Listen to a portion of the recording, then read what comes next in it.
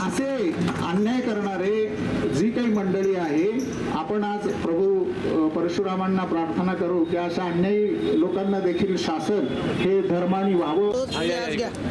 Ashish live द्या. शुभेच्छा आशीर्वाद देतो. जय श्रीराम. धन्यवाद. थोडं बाजूला सरका या साईडला लोकांना. जय श्रीराम. जय श्रीराम.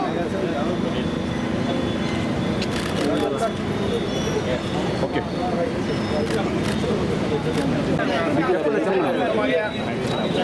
आले की सगळे आता थोडा असं यार किशोर असेल. हां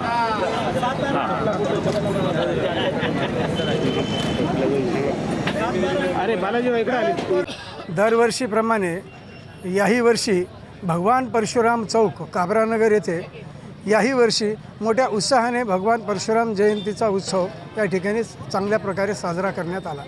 विशेष यावर्षी आनंदाची बाब ही वाटली की सर्व पक्षीय सर्व नेते भगवान परशुरामाच्या चरणी नतमस्तक होण्यासाठी या ठिकाणी आलेले आहेत.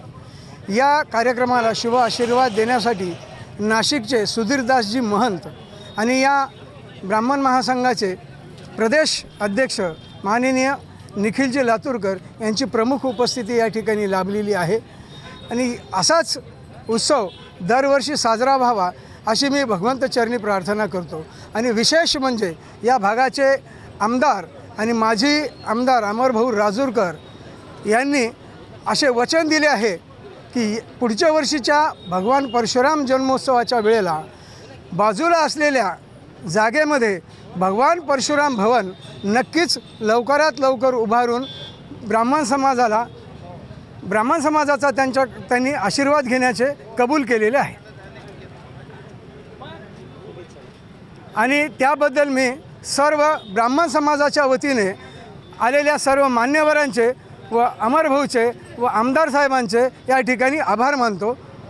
जय परशुराम. जी संविधा आपल्याला दिली आहे त्याचं पालन आपण सर्वांनी करून पुढच्या वर्षी निश्चित मला अभिमान वाटेल. आमदार साहेबांनी जागा दिलेली असेल, महापौर आमच्या ताई